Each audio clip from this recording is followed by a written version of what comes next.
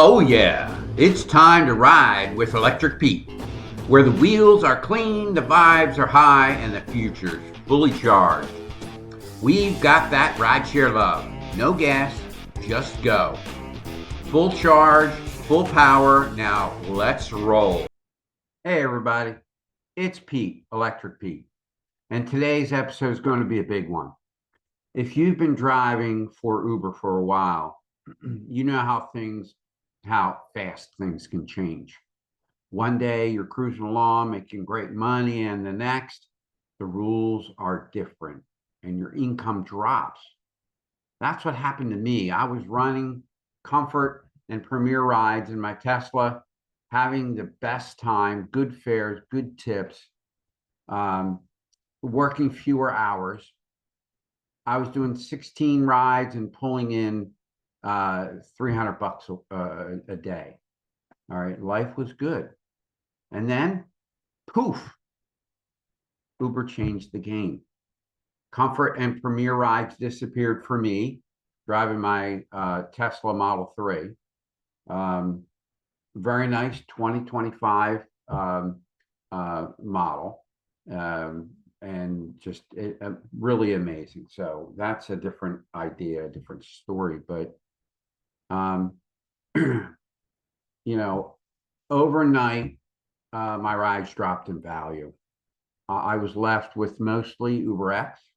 You know what? I love UberX riders. They're great. That's fantastic. But lower value on the rides, lower tips, ride paths were smaller, and I was suddenly down, staring down really long days just to pay my bills. I'll be honest with you. I was frustrated, distraught even. Okay. I built my whole business around efficiency and strategy. And suddenly, I felt like Uber pulled the rug out from underneath me. But if there's one thing I've learned over the years, and I've been doing this 7.5 years, I've done over 45,000 rides. I have the data to back up my ideas and my goals and my decisions. And that's exactly what I did. I'm going to share with you how I rebuilt my business, all right, from the ground up, and to hit my daily goal, $300, even in this new UberX world. I call it the ElectricPete new UberX system, which is new is old, old is new. I mean, everything goes around, and you've got to really roll with the punches. So first, let's talk about what actually changed. With Comfort and Premier, each ride was worth more. Passengers paid extra for a nicer car, a quieter ride, and they tipped really well. I was regularly getting, $250 and $250 to $300 a week in tips alone. That meant that I can make my daily goal in about 16 rides a week, 16 rides a day, maybe fewer, 10 hours of driving, sometimes less, and I'd hit my $300 daily goal. And then I'd go home. When Uber pulled those categories from me, and I believe they did it to everyone, it was a shock. Okay, my average fare dropped. Suddenly, I was doing mostly UberX, which love my UberX, people, and I was getting lower fares, less consistent trips. The old math didn't work anymore. Now, so I did what I always do. I dug into the numbers. I'm a data geek. I tracked my rides per hour, my earnings per trip, my idle time, all the geeky stuff that I love to measure. And here's what I found. The new average trip with UberX and Green is about $11 to $12. My goal of 300 requires about 24 to 26 rides per day. The real key metric is rides per hour. Okay, with UberX, that number goes up actually because they're shorter rides, um, and you can pack more rides in. So if I can hold 2.5 rides per hour, per true driving hour, I'll hit 25 rides in 10 hours, which is right around $300. Now, that was a light bulb moment, all right, which was an old light bulb actually, because years and years ago, I used to track my rides per hour, and I noticed that when I was over 2.5 rides an hour, I was hitting my goals. So, but it was a light bulb moment. The game had changed, but the new rules were measurable. Okay. Next, I started experimenting with how to get those rides efficiently. I have my preferred area box, which is actually a part of the Uber app. And if you don't know where it is, you need to find it because it's an important thing. 2 hours a day, you can stay in a specific area. My area is Center City, Philadelphia. I set my main goal for that, my main zone for that. So I'm not dragged out into the suburbs. So the next thing I use is the Uber destination rides. Right. This is also something that Uber allows, and it's part of the app that you can use. I use one in the morning to get into the city because I live in the suburbs. And I save the second one for later in the day if I need it to pull myself back to the city, which yesterday, Friday, I had to do that. Now, the ElectricPete hack. This is my favorite. This is something that I designed because I noticed a trend in how the app performed. I set a loose destination toward home at the end of the day, or if I'm out and I'm out of my Uber destination ride, you only get two of those a day. So one in the morning and one at some point during the day. But if I'm out of those, I use my ElectricPete destination hack. I set those destinations at the end of the day toward home. Uber still shows me rides, but if the trip pulls me away from my direction toward home, I can decline it without it hurting my acceptance rate. It lets me earn while I head back.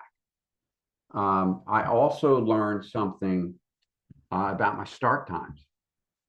That old 6 a.m. push I used to do, now I start after 7 a.m. when there are actually riders, and I'm not wasting that first hour. I'm actually getting rides and building that 2.5 rides an hour. And finally, I plan breaks on purpose. If you want a full 12-hour driving day, I take a tight midday break and I don't drift off into a 16-hour slog. Now, here's the truth. I can still make $300 a day, but it takes more rides and more hustle. Instead of 16 comfort rides, I'm doing 24 to 26 UberX rides. All right. But the good news, and I'm a positive person, so I always look for the good news. There's less pure waiting now. I'm still busy. I'm just busier with pickups, with shorter fares. It's a grind, but it's a grind I understand and can plan around. And with my tools, the preferred box, the destination rides, the ElectricPete hack, I'm staying in my profitable zones and getting home without wasted hours. I actually now don't end my ride in Philly, end my 12 hours a day in Center City, and then have to drive home. I use my tools so that I am earning on the way home. Now, if you're a driver listening to this and feeling like Uber just wrecked your business, I want you to know that you can adapt. The secret is to know your numbers, figure out your average dollars per trip, track your rides per hour, and plan your zones and use the tool Uber gives you.